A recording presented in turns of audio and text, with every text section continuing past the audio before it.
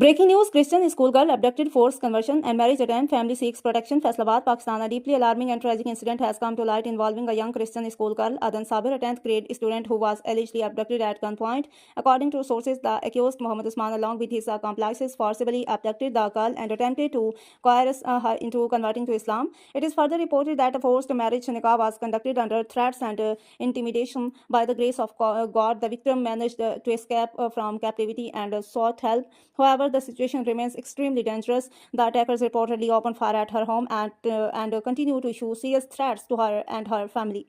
The affected family has now reached the church of Pastor Dr. Salamat, where they have appealed for justice and protection. Pastor Dr. Salamat has urged all brothers and sisters in Christ to stand with the family in this time of pain and hardship, to remember them in prayers, and to come forward to support them. Currently, the family is hiding at an undisclosed secure location due to ongoing threats.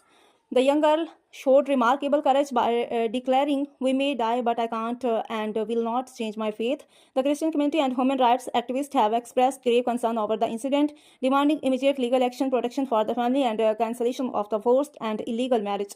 This case raises serious concerns regarding human rights and religious freedom, and authorities are being urged to take immediate notice to ensure justice is served.